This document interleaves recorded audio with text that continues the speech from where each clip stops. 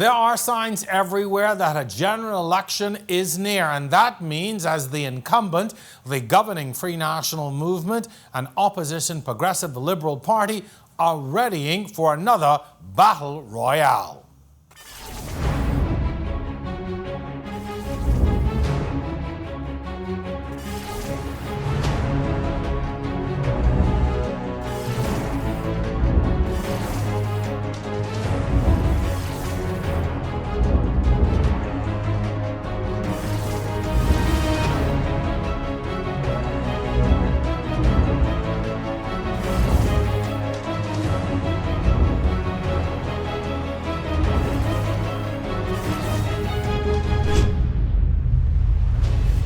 Welcome to On the Record. I'm your host, Jerome Sawyer.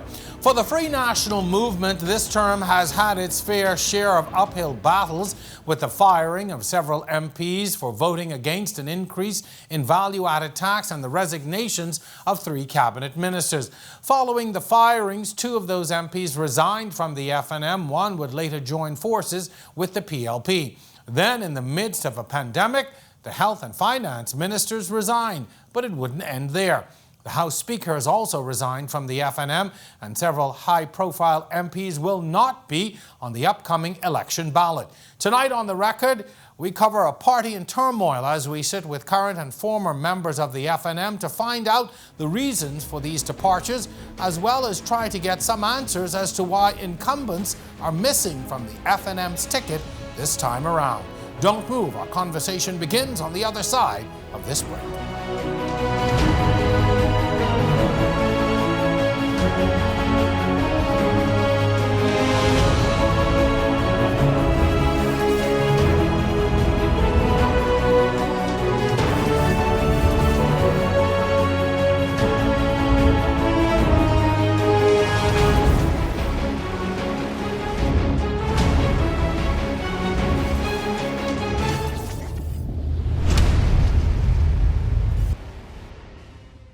Every new season of On the Record, we push the limits, venture into unknown territory, take our cameras into places unseen before.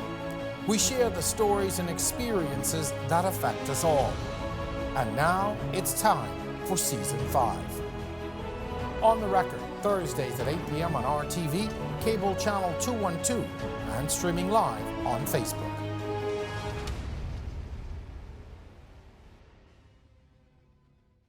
Welcome back to On the Record. I'm your host, Jerome Sawyer, and tonight we discuss a party in turmoil. In 2017, the Free National Movement defeated the then governing Progressive Liberal Party by a landslide of 35-4, winning with the slogan, "It's the people's time." Bahamians and newly elected MPs alike were all excited to see just how this government would prove to be for the people. Well, it wasn't long before it seemed the tide began to turn against the FNM. By October 10, 2019, Reece Chipman announced that he was formally leaving the Free National Movement and would serve the remaining portion of his tenure as an independent representative. I'm pleased to welcome back to On the Record the MP for Centreville, Mr. Reece Chipman. Reece, welcome once again to On the Record. And thank you very much for having me, Jerome, and it's good to be here, and it's good to be on the record as well. Well, I want to start out with a little bit of history by asking you to give us what you think were the reasons for your election in Centreville. The reason I'm asking that, Centreville predominantly has been a PLP stronghold. It was held by the PLP for many years. You defeated the sitting Prime Minister and took him out of office, which was a major upset. Was that wave, you think, an FNM wave, or how much did you, Reece Chipman, contribute to that win, you think? Well, I cannot say that it was just myself, but of course the party, I think the party machinery played a huge role in it. From my perspective as the member, as a representative, we put a lot of emphasis on the ballot box and the parliamentary elections process. And so we made sure that our returning officers and our presiding officers were on the lookout for anything that could be not could result in an unfair practice. And we did catch two of what you would call floating ballots, which parties have done in the past, which in some cases that process tends to guarantee them votes. And that is when somebody takes a ballot outside of the polling station and then they start to the ballot starts to it's transferred from one person to another, and in most cases, many cases, even in the past, they went unnoticed. And so we paid a lot of attention. We did a lot of training on the ballot and the administration process in terms of the election. And so I think it was we did a lot of work in Centerville, and the persons who were helping, we did a lot of work there. But I think the party also helped because they really put a lot of pressure on the former Prime Minister, Mr. Terry Christie. So it didn't seem to take long before you started to speak publicly to the issues that you were having with the FNM, with the governance. Take us to really what led to these issues so early on into the administration. Well, it really began when first I was appointed as the executive chairman of the AMMC. Being the executive chairman mean that I would be participating in the executive operations of the organization, spending many hours there, of course, and then being told by the Prime Minister months later that I was not the executive chairman and therefore was unpaid. And so quite quickly, you put in many, many hours. I spoke directly with the Prime Minister about legislative compliance with regards to MMC. I spoke to him about organizational structure and the way to move forward, which was ignored in a sense as if, the leadership or the administration did not really care about proper governance, well, at least at that time. And so it was just a disconnect, especially with my training in public accounting and, of course, governance, corporate structure, etc. It was a disconnect between my training and, of course, the politics of governance. And so, the idea after that was, I was fired in, I think it was the end of January of 2018. So within 6 months, we clearly saw a disconnect.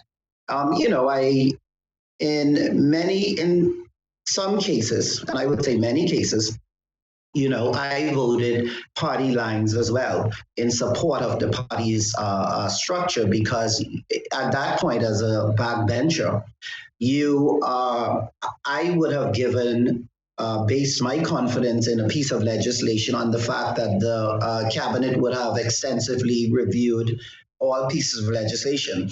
I found that they weren't actually reviewing it. I don't think many of them even knew what the legislation said, the ones that they were bringing forward. And so I started to feel a disconnection, especially at the VAT vote. When we had to vote on the increase in VAT, I realized that even the backbenchers were not told or not consulted with regard to the increase in value-added taxes. And so as a sitting member of parliament, in some cases where unanimous votes are necessary, I thought the party not only disrespected backbenchers, they actually disrespected their own cabinet members. That's why I could not see how individuals could sit in a cabinet or even be a part of a party system that has total disrespect for them and their families. It was remarkable for me, Jerome, to experience that. So I want to come back to that, but take us to really what was it that was the proverbial straw that broke the camel's back that made you decide, okay, this is it, I'm done, I'm walking away from the party to go it alone? Okay, well, we would have, first of all, the voting against VAT was the beginning of the ostracizing of myself as a member of parliament. And so the little involvement I did have became even more extensive when contracts that we were given to issue became reduced from 20 to 4 simply because of my decision or Centerville's decision to vote against VAT. Then there was the conflict of interest vote with Brent Simonet, which was something in principle the party doesn't stand for. And so I couldn't see why we would take that route if on our party's principles. It was about our conflict of interest was just one of the things that we scoffed at. Also, the question of the disaster recovery law, where they were supposed to bring to Parliament, or the Prime Minister was supposed to have been given or presented to Parliament some idea of their plan for any particular disasters. And I was asking for that since 2017. And then here comes Dorian. It was really overwhelming to me, Jerome, to see a country in a position that we were in with Dorian. I couldn't believe how many deaths there were. I couldn't believe the tragedy. And therefore, I couldn't even stomach the response of the government, which we were unable to identify individuals. We were not reporting clearly. So that really was the straw that broke the camel back. Was after I saw the amount of Bahamians lives that were lost, the troubles that they were facing in Abaco and Grand Bahama. And here's a government that seemed to have no plan, when the loss is clear that they should have had some plan or some testing of a disaster recovery program in place even before February, April of the year of the hurricanes. Hurricanes come in June. I think we were supposed, if you look at the law, it happened by February, March.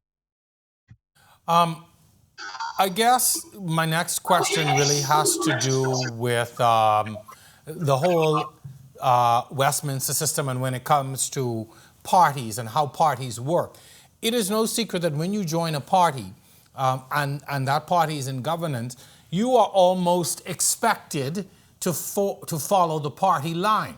That does not seem to be the case with this party and with this government. Yourself and others have publicly come out and criticized, which goes against what we know to be historically, particularly in this country, how it works. I guess my question in that regard is, what is it that has emboldened you all to move away from what has been the party tradition? Well, even though, Jerome, you are part of a party, it doesn't take away the fact that a person, the principles of a person, or the way they are as an individual in terms of their independence with regards to the way they look at certain things.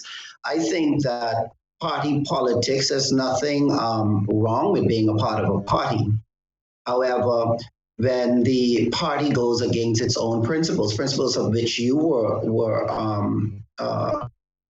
raised with throughout the party, per se, then there comes a time when there is a difference in opinion. And, for me, I was always a person that, I cared about people, worked with people, for people. I do my best to ensure that I'm on the right side of things. And when the party starts to show the level of disrespect that they show to individuals, that says to me something is wrong. And what you would find in their constitution, I think the way the parties are built, and I think both parties, they are built on what I term fake democracy. They pretend as if it's a democracy, but it's really not. Even in their conventions, I mean, it's all set up to put certain people where they want them, especially people that will be loyal to them. I didn't think that was the case. I thought, I knew that, the leader selected the person, then I believe that the constituents should have, or the F&M Association should have selected the person to represent them. So these are democratic principles that I just thought was against what I stood for and believed. And so what emboldened me is just my principles. My ideology is about democracy and about self-respect and respect for others. So I have to ask about your constituents. In the previous election, you were elected as a part of the FNM's ticket, which meant that the majority of the voters voted for you under an FNM banner. What has been the response of your constituents? Because this is something that arises all the time when an MP breaks with a party and either decides to join another party, as one of your colleagues did, or to go independent, as you have done. Where does that leave the constituents, and what has been their response to your decision? Well, Jerome, that's a very good question. The constituents, for the past 40 years, they have felt neglected. And so the partisan politics was already something they were feeling was not working for them. The parties did nothing for them. And in Centerville, though Perry Christie was in Centerville proper for 40 years, the boundaries cut. And at some point, we even had FNMs on the part of the Farm Road side, an FNM member parliament on the Farm Road side. And so they saw both parties come in and go, and there was really no real effort to even educate them or to take care of their schools or to help them improve with regards to healthcare, etc. And so when we decided to go independent, yes, it was on principles. It was on the fact that I felt the law wasn't being followed. I didn't think the governance was in order. And most importantly, I felt that the constituents were neglected. And I think they felt neglected. And even though, a lot of them thought, well, Mr. Chipman, you just be the former prime minister. You should have been given some sort of cabinet role, which would have helped the community more so is what their understanding of it was. So of course I said to them, well, that's not the case. We can still do a lot of things outside of that. But once we started to get into the parliamentary session, I realized very quickly how marginalized the inner city is from politics and the career politics, I should say. So, we're almost out of time, so I've got to ask you this. Are you planning to run as an independent in the next election? Should you win, what's going to be different? Are you going to be able to give these constituents the kind of representation they need and deserve, given that as an independent, you're really not connected to a party and there's only so much you can get done in Parliament?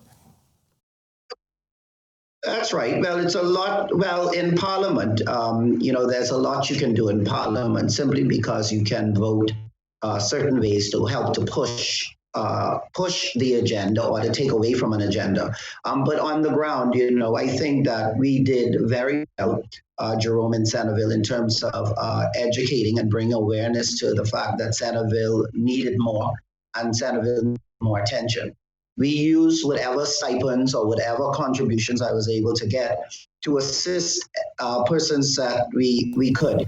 In Centerville, that is why I think the people in Centerville, they're cautious about voting this election, simply because anyone that was ever able to get to me or to my office was helped in some way or the other. So okay. We tried, I think we did a good job in Centerville with helping. We're out of time. Just very quickly, we're out of time. Yes or no, are you running as an independent in the next election?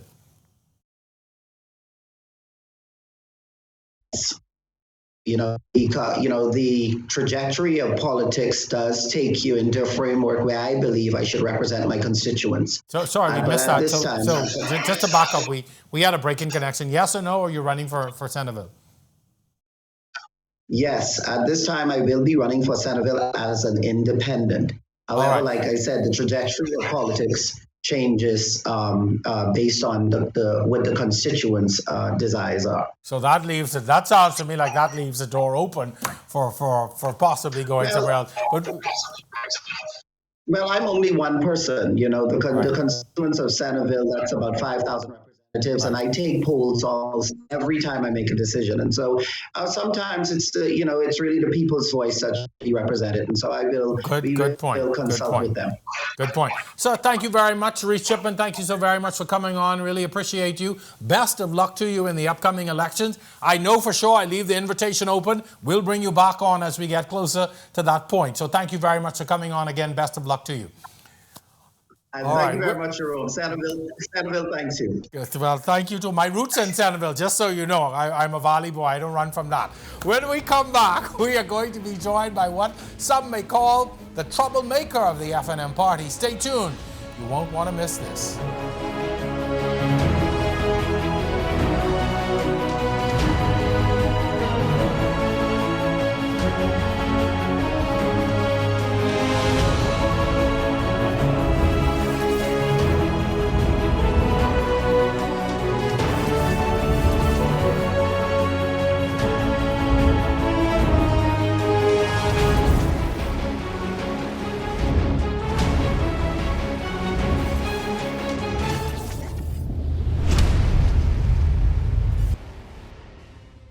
Every new season of On the Record, we push the limits, venture into unknown territory.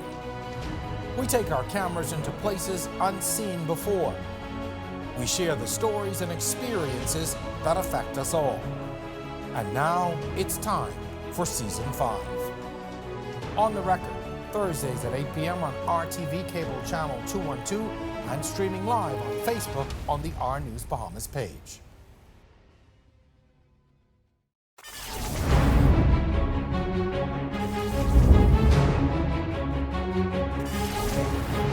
Welcome back to this week's edition of On the Record, a party in turmoil. I'm your host, Jerome Sawyer. During the FNM's term in government, many have chosen to either resign from cabinet positions, resign from the party and become an independent member, or join forces with the opposition.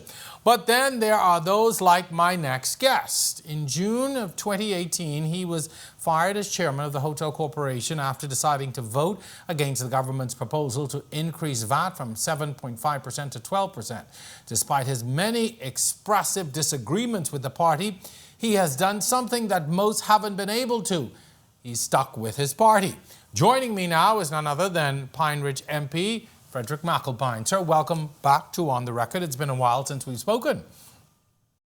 Thank you so much. It's good to be here. And before we get into it, let me congratulate you for your documentary from Washington.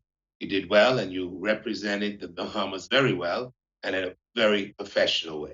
Thank you very much, sir. I always appreciate the compliment. Thank you so much. And I certainly didn't go it alone. My team did an excellent job as well. So thank you very much for that. Sir, it seemed for you the honeymoon was over very quickly with the FNM. You were almost out the gate immediately criticizing, and it has not stopped. What has it been like being within the governing party that you oppose so openly inside and outside of Parliament? It's been very difficult, very tedious, very hard, very disheartening, and at sometimes very discouraging.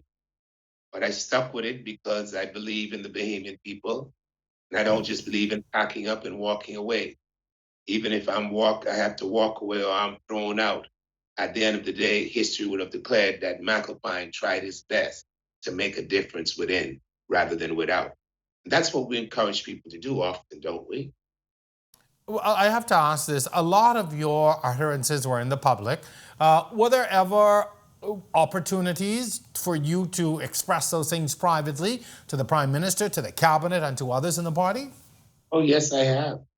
When I used to be able to attend the caucus, before they basically threw me out, I would express. When I express my views, they look at you like a piece of dirt, or it's like you're stupid or you don't know what you're saying. And nobody wants to be in a room where you're trying to talk or express what people are saying, and they're ignoring you or looking at you or looking down at you as if you don't have sense or they're the only ones in the room with sense. You're going to be a part of something. You want to know that your views and opinions matter. If not, you might as well practically not be a part. So I So, wanted to put it on the record, as your show is on the mhm. record. I put it on the record that I would have spoken to them privately, and I was ignored and castigated on many occasions. And so I decided, since you can't hear me privately, I have to talk to you publicly because I'm not going to be beaten with the switch that you're about to be beaten with by saying McAlpine was there and you're a preacher and a Christian and you never spoke up. So I spoke out privately, but I had to also have the ability to speak out publicly so that people will know what my views are and were. Were there any hints of this prior to you all winning the last election? In that, as you were Frederick McAlpine, the candidate, I'm sure that there were opportunities for you to caucus. Were there any signs of any of these things prior to you winning the election? No, and I'm sure the Bahamian people would say the same thing. Dr. Minnis was one person different, a different person during the campaign to the Bahamian people. And when he became prime minister, that this is the man who was against that. So it was a lazy taxation. It was an easy way out. And when he gets into office, the first thing he does is raise taxes from 7.5 to 12%. Uh, he's been so controversial and contradictorial on so many things that he said. He promised bread basket items, and the first thing he did is he gave us a blight on washing machine and dryers and airplane parts. And meanwhile, the Bahamian people had to wait a year for relief on the bread basket items. And when it did come along, it came along with 12%. So at the end of the day, it's just like we never got anything. We did nothing to thank the people in our purse coming in. Yet when the people said to him 12% was too high, they marched in the streets and they did nothing. And then the people in Lightfoot Key said, listen, we're not going to have this taxation on us. They write a letter and it was rescinded. These are the difficult things that people have to deal with. You talk about transparency and credibility, and you talk about conflict of interest. And then one of your cabinet ministers, you turn around and put the post office in their business and try to convince us that it's not a conflict of interest. Do you think, or how much of that do you think is going to play on the minds of voters when they go to the polls? A lot. Not only is that going to play on the minds of the voters, but how they handle Dorian and COVID-19 will also play on the minds of the voters. Here's the problem. If it was just Dorian and COVID-19, and we said, well, we could give them a blight, let's excuse them because Dorian was rough, it was a major storm, and COVID is global. But the reality was that they were failing prior to these things. So in the minds of people, as the late Dr. Miles Monroe, everything rises and falls on leadership. So it just exacerbated their ability to lead or inability to lead when COVID came along and Dorian. And so people will judge them not just on Dorian and COVID, but how they performed prior. This is not about personality. And I wish political parties will get to understand that in the Bahamas. This is not about personalities. This is about performance. And like I said the other day, when it comes to performance, you can say what you like about past government, but very few of them have been accused of being incompetent. Well, I would disagree with you on that because I've heard many governments be called incompetent in the past. And I guess it just depends on who is in opposition at the time. Everybody accuses, the sitting government of being incompetent. Okay, but that might be true. But here's where we're stuck. And I'm going to talk to you now about perception. Even though you would say, well, some would say, well, yes, the last administration, they may say, oh, I thought the leadership was incompetent. But when you compare it to this leadership by many, they would say, I don't think so. It looked like we went from bad to worse.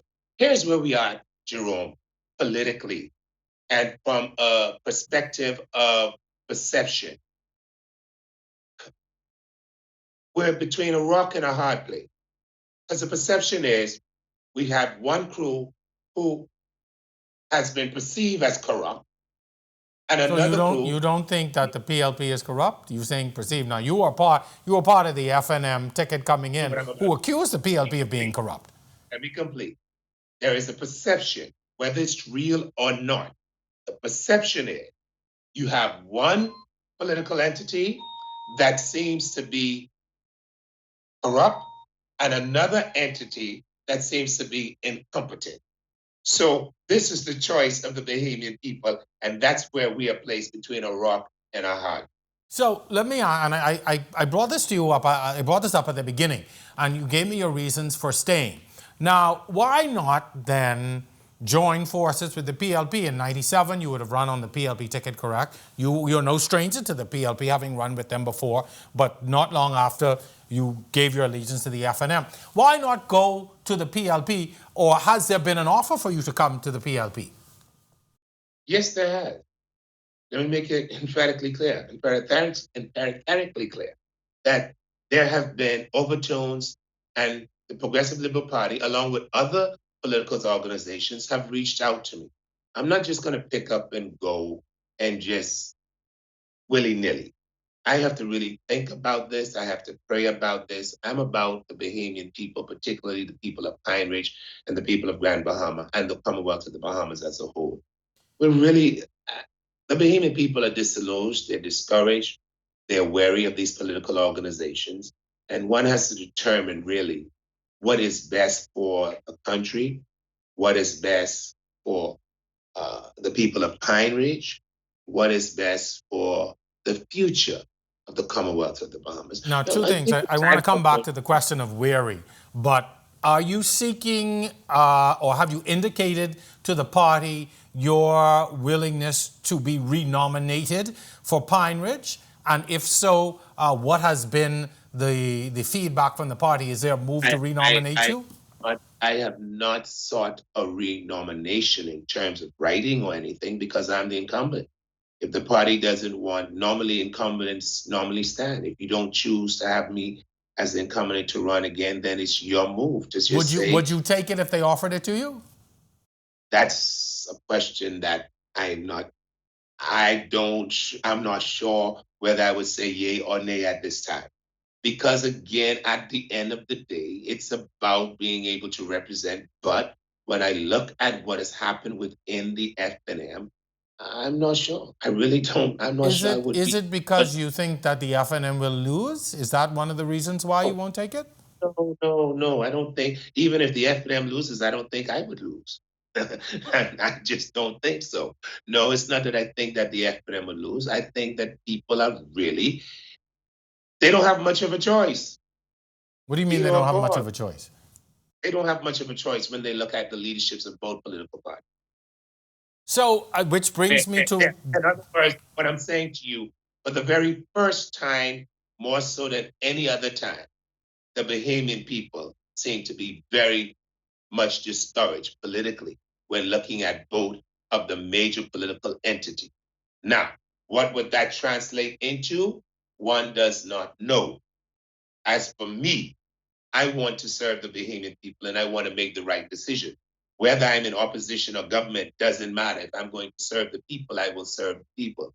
And so, I mean, I'm doing it basically now as an independent. well, you're operating, I would say, as an independent, but still under the FNM banner. But you brought up a point that I want us to expound on. You said that the Bahamian people are weary. They're weary of both parties, as you said, this perception about both the PLP and the FNM. But where does that leave a Frederick McAlpine? Now, you've got a third party out there that's planning to contest for a third time in the DNA. You've got these new parties that are coming up, people indicating that they want to run independent. There are many options out there, but where does this all leave the Bahamian people? You have two established political parties who have records in governance, and let's be honest, governing is not easy. It's very easy. I always tell people it's always easy to govern when you're sitting in opposition, but the realities of government are real.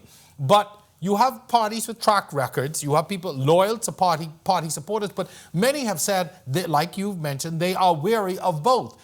What is left for the Bahamian people? What are the options? I think the reason why, Jerome, we have all these political parties and so many people wanting to go independent is because they recognize the disparagement in the political arena, the discouragement, the disillusionment. They're tired of the lies and the empty promises and the same old tricks every 5 years.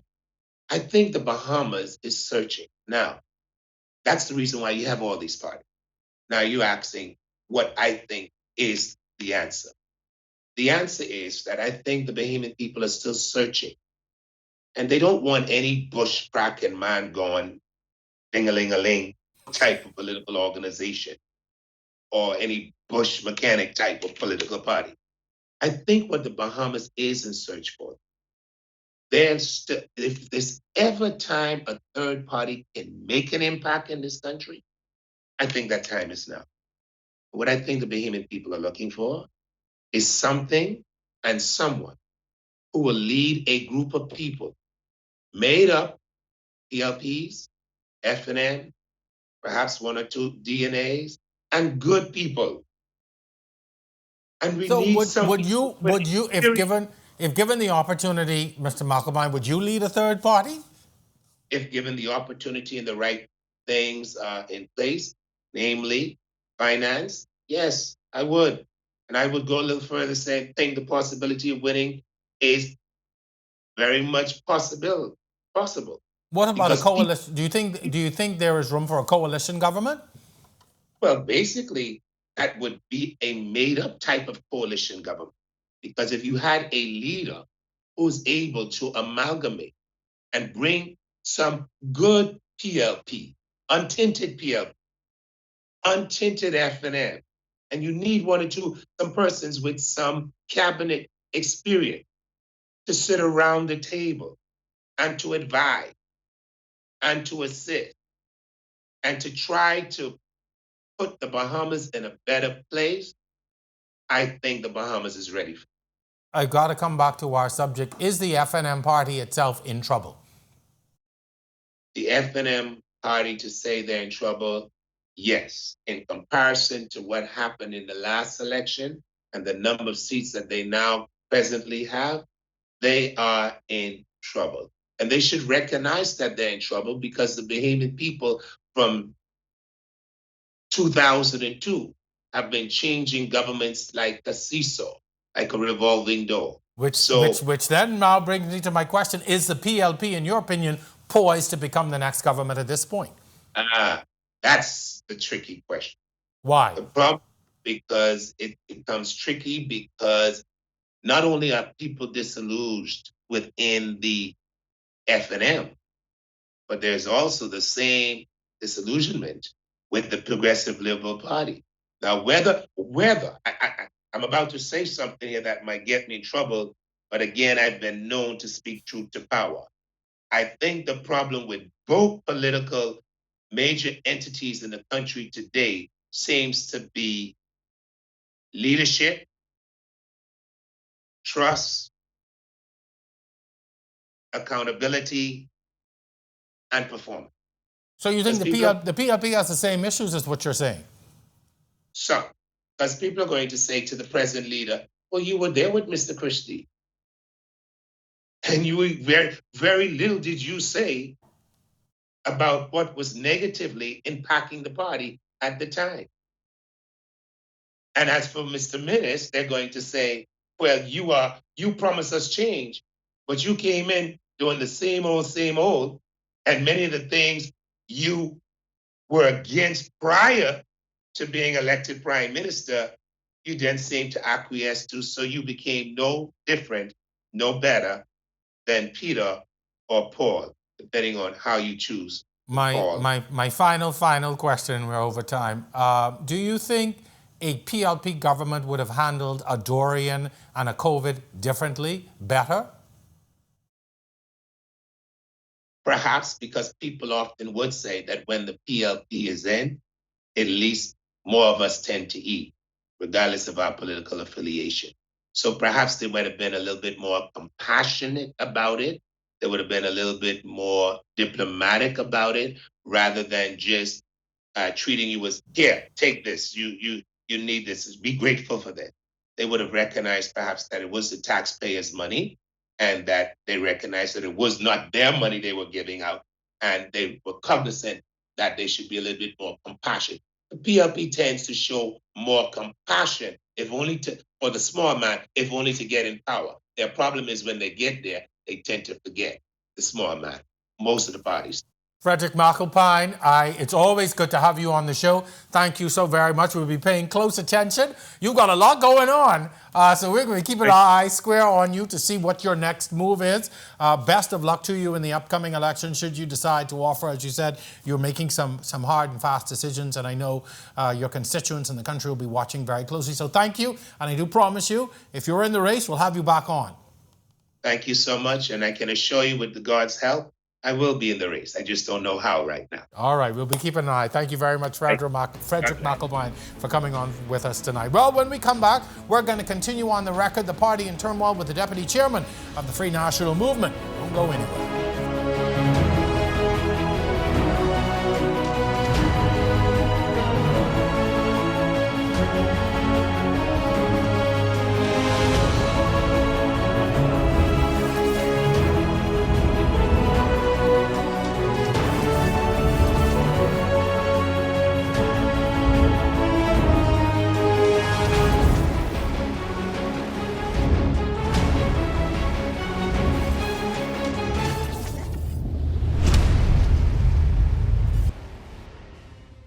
Every new season of On the Record, we push the limits, venture into unknown territory, take our cameras into places unseen before.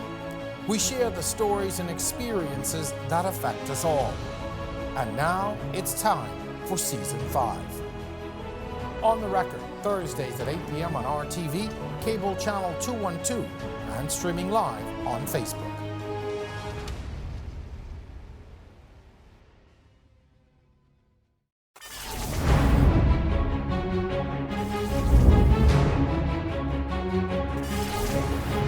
Welcome back to this week's edition of On the Record, a party in turmoil. I'm your host, Jerome Sawyer, and this is our final segment.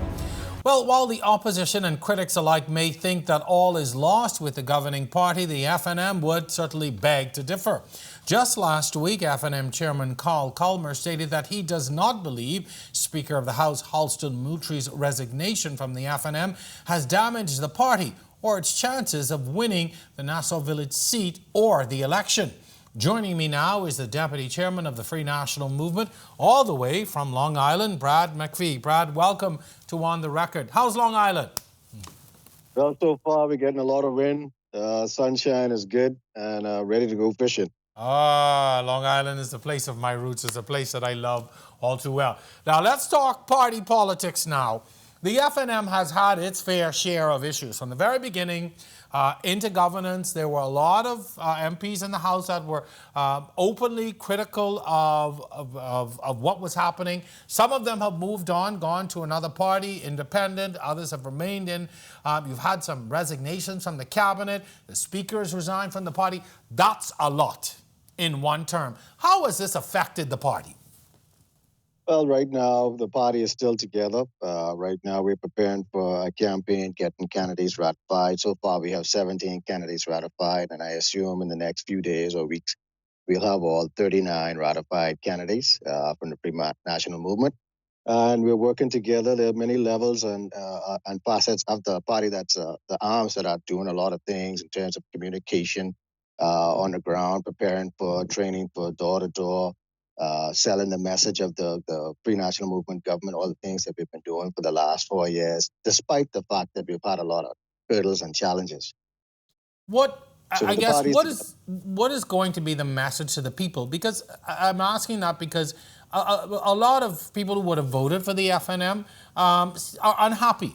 They are looking for something else. They've said outright they're not pleased with the Prime Minister, not pleased with the party. What is your message on the ground to your voters? I think right now the message ought to be where, like I said earlier, we had a lot of hurdles in the Bahamas in terms of Dorian, major hurricane, Category 5. That was a challenge, and also for Abaco and Grand Bahama. Then we were struck with a pandemic that, the entire world wasn't able to jump on and try rectify as soon as possible because it was something new. So the Free National Movement government was only able to accomplish some of the things that they had promised the Bahamian people that they would accomplish in 5 years, and it's a major challenge. Why should the Bahamian people give the FNM another 5 years? Well, if you look at some of the things that we promised in terms of education, more focus is placed on education in terms of University of Bahamas, BTVI. If you look at how now we've upgraded the customs department in terms where you don't have to be scrapping for change and trying to figure out what your duties are. You can do that online. You look at in terms of even licensing your car.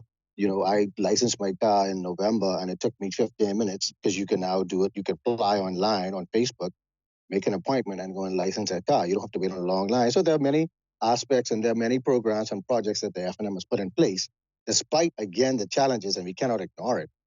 There are many projects that we put in place to, benefit the Bahamian people. But is that enough? And the reason I'm asking that because a lot of those things, admittedly, have improved the quality of life in some way.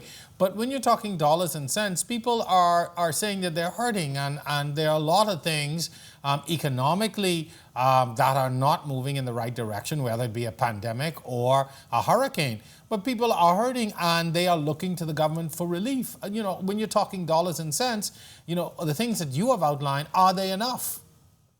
Well, if you look at the number of projects, for example, fishermen and farmers, they're receiving grants. Then we have the small business grants that project was began last year, where they tried to push money into the economy to small businesses so they could get back on their feet again. If you look at the food program, where they try to feed as much people as persons as possible, and so again, under the circumstances, it's very difficult, nothing easy. And the Free National Movement government is trying their best, to make sure that all and sundry are well taken care of to the best of their ability.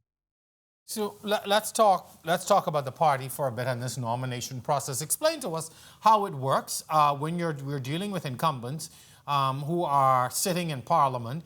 How does it work in ratifying those people and nominating even new individuals?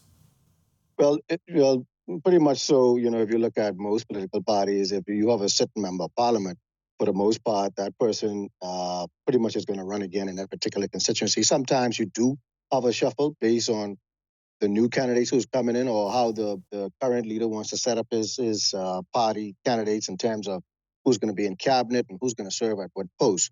You want to try and get the best cabinet in position as possible. For persons who are new, you apply through the Free National Movement head office, or you can apply through the association that you wish to, the constituency that you wish to represent.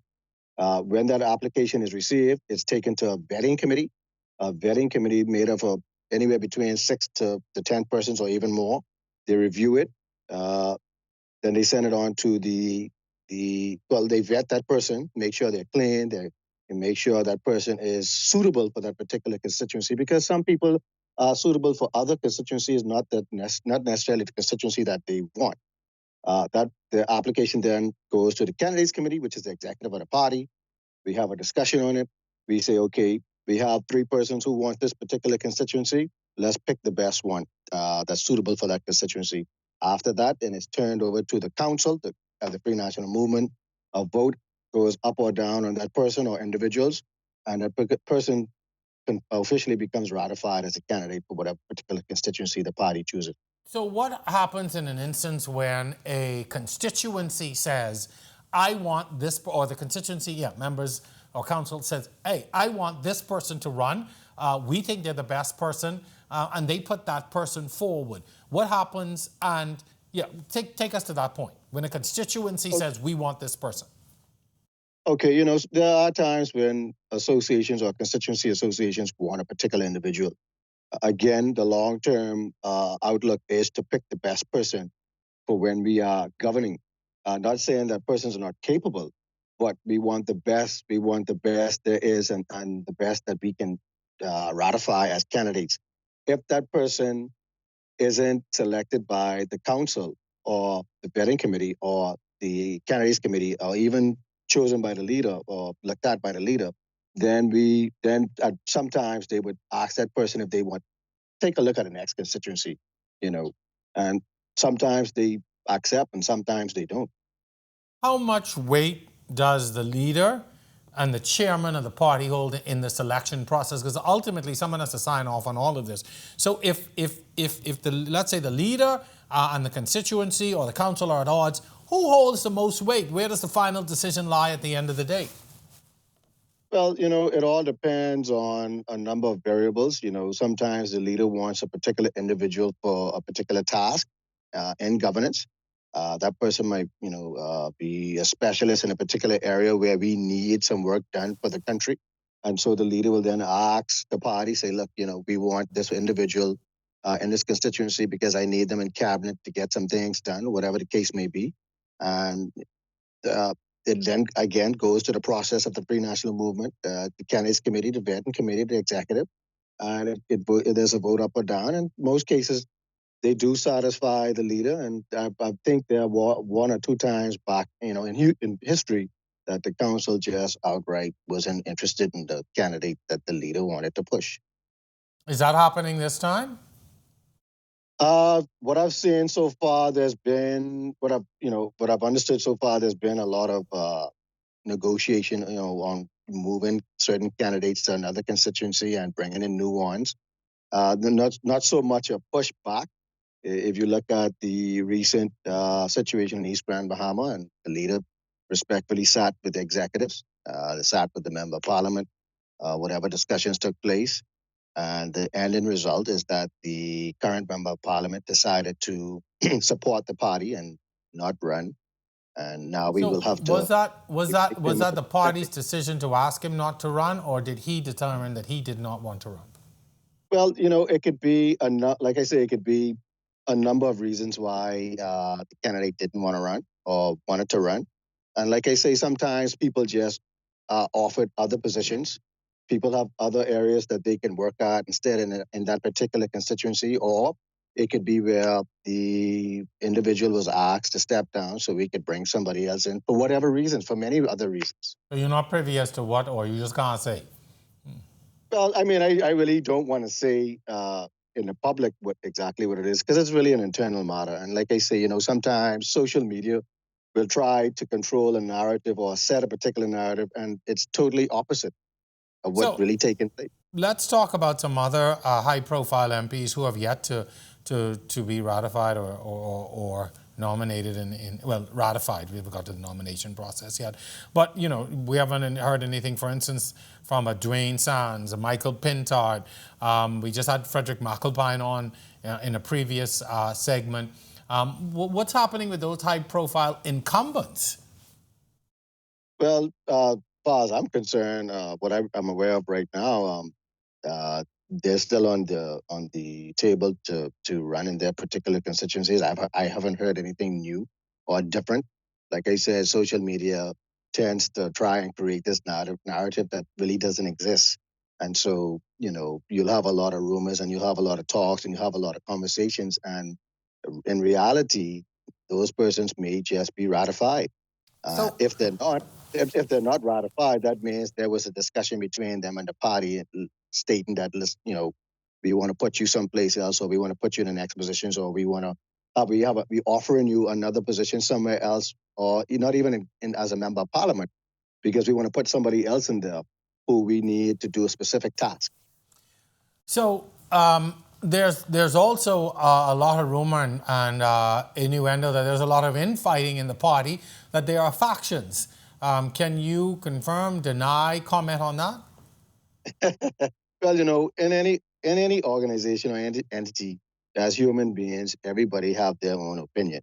At the end of the day, we are one unit. We move as one. Sometimes things get out to the public that, there's some back and forth. And, like I said, you always will have persons with their own opinions, and some are very strongly opinionated. But at the end of the day, as the dust settles, everybody is on the same page. Dr. Hubert Minister, Prime Minister and the leader of the party, has been accused of being a dictator in in cabinet and in the party. And that's sometimes, I think, the perception that the public gets. How do you respond to that? You know, as a prime minister, you do constitutionally have a lot of say and a lot of pull and a lot of power. You know, that's nothing new. That it's been like that since our inception as a government or as a country from 1973. The prime minister always has more pull and power, like I said, than most persons. And so I'm not sure exactly what they're referring to. Cabinet, they operate as one. If any individual in cabinet thinks or feels as though they can no longer be on the same page, then they step away. That's a simple fix. You know, you just step away and let somebody else take the position, and the work must go on. But I don't see him as a dictator. I just see him as a prime minister and an individual who is making decisions at the best of his ability based on the advice he's getting as a prime minister and a leader of the country. Do you accept, though, that the FNM has lost support since the last election? And are you concerned about that going into these elections? Well, you know, any government for the last, if you look at the trend for the last several elections from 2002, it's always been government in, government out, government in, government, or party in, party out, party in for the last 5 years, which I think, to me personally, is a dangerous situation because, you know, those particular governments, there's not enough time for them to accomplish what they really want to accomplish. And so, you know, it's something that the Bahamian people would have to look at and weigh out the options. Like I said, you know, just look at the government and see what they try to do. And you know, it's something that I always tell people: we just simply cannot ignore the hurricane of Dorian and the pandemic of COVID-19. We just cannot ignore it, and it's difficult for the government to do a whole lot of things with those pandemics and hurdles and challenges in the country. But in terms of support, government, I think we lost a little bit of support, but it's up to us now to say, hey, we'd like for everybody to see exactly what we do. So most persons who supported us can come back and support us again. One of the things that the FNM campaigned against the PLP on in the last election are these allegations of corruption and scandal. Do you think that your party in government has done a good job of being transparent, or a good enough job of being transparent? Or do you think that there are issues that remain unaddressed when it comes to concerns over some things for like OBAN, for example? There's some things out there that seemingly are in the wind, but do you think you've done a good enough job in addressing those things, particularly when you campaigned on a platform of a government free of corruption? Well, you know, Jerome, in reality, we as a people, or we as Bahamians, we tend to want to listen to, you know, the social media, the gospel, or But the you don't gossip. think that those things are warranted? You talk about social media, but don't you think at any point those are warranted? No, but what I'm saying to you is the government has put in place public relations, especially from the government side and the prime minister's office side, where they try to send out the facts, the actual matters that are taking place. And yeah, you know, like I said, you know, social media is very powerful and it controls a lot of the narrative. But the whole thing is, it's important for Bahamians when they see information or when they hear certain things to actually do their research and get the facts, find out what the facts are. So you think this boils down to what people are talking about or are feeling has to do with misinformation? I think, yeah, for the most part, a lot of it is misinformation. And, you know, we're not, you know, and I'll admit that the Free National Movement, we're not as tight on our game with public relations as we should. And that's something that we've been working on for the last 2-3 years. And my only cry to the people is to ensure that, listen, you know, whenever you hear something or you read something, make sure do your research to find out if it's factual or not, because there's a lot of misinformation out there on social media. So final question, sir, and this goes back to our topic. Is the Free National Movement a party in turmoil? Not to my knowledge. I'm not aware of any turmoil that's taken place at this particular time. Like I said, you know, you do have human beings with different opinions, different agendas, and et cetera, et cetera. And, you know, in-house as a family, we do have our back and forth. But at the end of the day, when we leave that table and we walk outside and we approach the Bahamian people and asking them to vote for us again, we all are on one page. All right. Rod, thank you very much. Thank you for coming in and giving us some insight and answering some questions tonight. It was important that we be able to get some answers to the questions that have been posed, not just on this show, but certainly over the past few months and since the time in government. Thank you very much. Continue to enjoy Long Island. Like I said, it's a place I love. Thank you very much for joining us. Okay. All right, that's going to do it, folks, for this week's episode of On the Record, a party in turmoil. I wish to take a moment to extend happy belated birthday greetings to our social media coordinator for On the Record, Eudacia Taylor. Happy belated birthday. She does a great job in keeping the public informed and making us look good in the social media space. To my technical and production teams, and of course, to you, our viewers, thank you so much for being here with us this week and every other week to come. As with all of our shows, thank you so much for joining us. We'll see you next time, same place, same time, right here on The Record.